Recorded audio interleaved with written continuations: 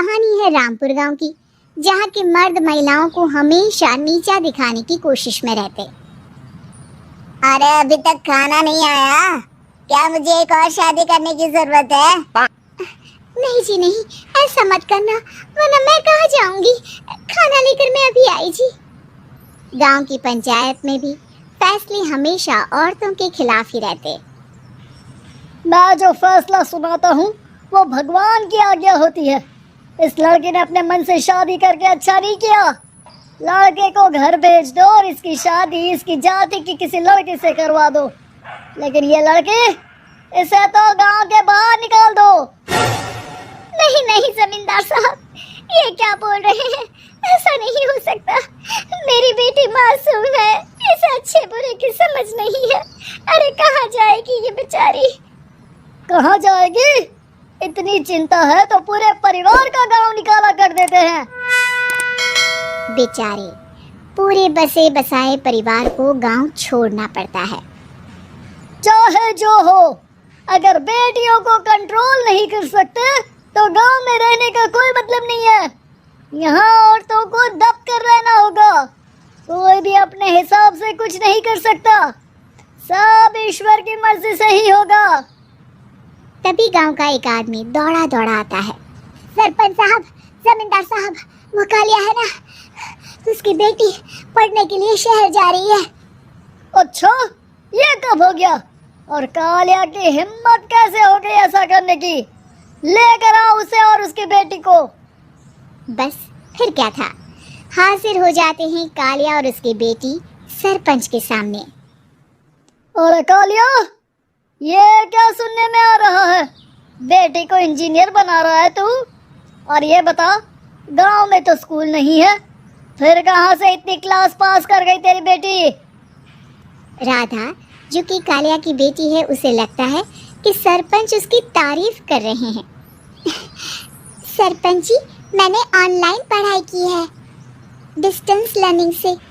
सभी में मैंने अच्छे नंबर पाए हैं, जिसे देखते हुए शहर की इंजीनियरिंग कॉलेज में मुझे स्कॉलरशिप मिली है। वाह जी वाह, क्या होती है ये?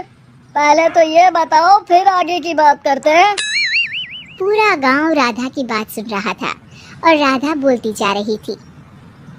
तो ऐसे मैं फ्री में एक अच्छी शिक्षा लेकर गांव में जो कुछ परेशानियां हैं, जैसे बिजली, पानी और इंटरनेट जैसी समस्याओं के लिए काम करूंगी। मैं गांव को शहर से जोड़ने के लिए पुल का निर्माण करवाने का प्रस्ताव रखूंगी।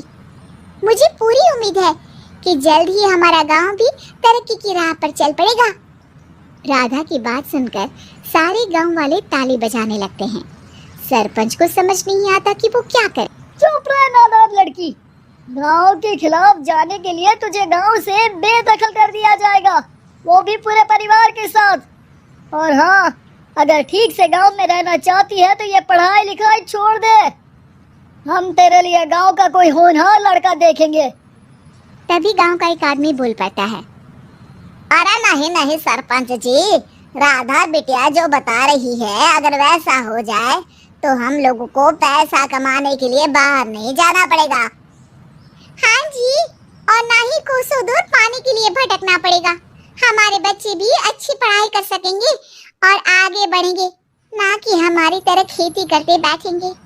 क्यों गांव वालों, राधा बिटिया का साथ देना चाहिए ना। सरपंच देखता है कि गांव राधा के साथ है तो वो चुप हो जाता है। वो घर आकर अपने सलाहकार से बात करता है, जो बहुत ही चालाक किस्म का इंसान होता है। अरे सरपंच साहब, आपको बहुत ही होशियारी से काम लेना पड़ेगा। एक बार गांव तरक्की कर गया, यहाँ के बालक पढ़ लिए तो कोई ना पूछेगा आपको। और फिर ये जो बेटा और बेटी है ना आपके, इनको भी आम लोगों की तरह ही जीवन जीना होगा। हाँ, लेकिन करे तो क्या करे? वो ना आप मुझ पर छोड़ दीजिए, बस मैं जैसा बोलूं करते जाइए। अगले रोज सुबह जब गांव वाले सोकर उठते हैं तो राधा के घर के बाहर और साथ ही वो लोग जिन्होंने राधा का सपोर्ट किया था, उनके घर के आगे लाल रंग से कल आऊंगी लिखा होता है। कल आऊंगी, ये क्या होता है? अरे ये तो खून से लिखा है, लगता है कोई भूत प्रेत या चुड़ैल का साया है। चलो सरपंच के पास चलते हैं। सभी सरपंच के पास जाकर उसे सारी बात बताते हैं। और ये तो बड़ी मुश्किल की बात है। चलो, मैं एक बाबा को जानता हूँ, उन्हें बुला लेता हूँ। सरपंच बाबा को लेकर गांव के घर के बाहर जाता है। ओहो, तो ये वो चुड़ैल है जो उन लोगों को निशाना बनाते हैं जो गांव को बदलने का सपना देखते हैं।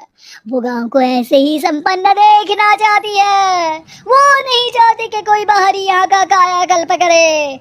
क्या तुम लोगों में से किसी ने गांव को बदलने की सोच रखी है?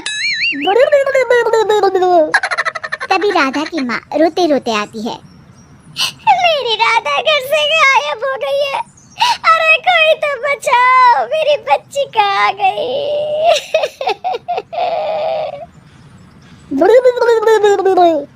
ले गई वो चुड़ैल, तेरी बच्ची को ले गई। अब वो उसे श्रापित करके छोड़ेगी, उस पर चुड़ैल का साया हो जाएगा। तभी बुरी सी हालत में राधा भी वहां आ जाती है। उसके बाल चुड़ैल की तरफ फैले होते हैं और कपड़ों में खून लगा होता है। सभी राधा को देखकर डर जाते हैं। माँ, पता नहीं मुझे कौन उठा कर ले गया था। अरे दूर दूर हो जा चुड़ैल, अब हम लोग इस गांव में नहीं रुकेंगे। अरे कैसी बातें कर रहे हैं आप? कल तो आप मेरे भरोसे गांव का हुलिया बदलने, अपने बच्चों को पढ़ाने और तरक्की उन्नति की बात कर रहे थे, तो आज क्या हो गया आपको? ये फिर तुम लोगों को बहकाएगी। ये चुड़ैल गांव में आ चुकी है, ऐसे ही ये तुम्हारे घर के बच्चों को भी ले जाएगी। गांव वाले राधा को गांव से बाहर निकाल देते हैं। उसके माँ बाप रोते रहते हैं, लेकिन गांव वाले नहीं मानते। मैं भी अपनी बहन के साथ गांव के बाहर रहूंगा, लेकिन वो पढ़ाई नहीं छोड़ेगी। वहीं सरपंच के घर पर सलाहकार कहता है, देखा, सांप भी मर गया और लाठी भी नहीं टूटी। लेकिन अगले ही दिन सरपंच के घर के बाहर भी वही शब्द लिखे होते हैं और फिर सरपंच की बीवी कहती है, हमारी बेटी को किसी ने अगवा कर लिया है। तभी राधा का भाई वहां आ जाता है। अरे गांव वालों, मैंने सरपंच जी की बेटी को देखा था, वो चुड़ैल उसे उठाकर ले जा रही थी। अरे क्या मजाक कर रहे हो? नहीं नहीं सरपंच जी, आप नहीं जानते, वो चुड़ैल अब आपकी बेटी में आ जाएगी, जैसे राधा के अंदर आ गई थी। तभी सरपंच की बेटी वैसी ही हालत में वहां आती है जैसे राधा आई थी। पापा, पता नहीं कैसे मैं गायब हो गई थी। चुड़ैल, इसके अंदर भी चुड़ैल का साया है, मारो इसे। अरे नहीं नहीं, इसे भी राधा के पास गांव के बाहर ही भेज दो। अरे चुप रहो, मेरी बेटी कहीं नहीं जाएगी और चुड़ैल वुड़ैल कुछ नहीं होता है। अरे कैसे बात कर रहे हो सरपंच जी? आप तो बोल रहे थे कि आपका फैसला भगवान का ज्ञान होता है, तो अपने पर बात आई तो अब आप ऐसे बोल रहे हैं। अरे ना ना ना, आपको अपनी बेटी को त्यागना ही होगा। अरे बुलाओ बाबा को। राधा का भाई बाबा को ले आता है, जिसे अब गांव वालों के डर के कारण सच बोलना पड़ता है। मैं कोई बाबा नहीं हूँ, मैं तो मोची था।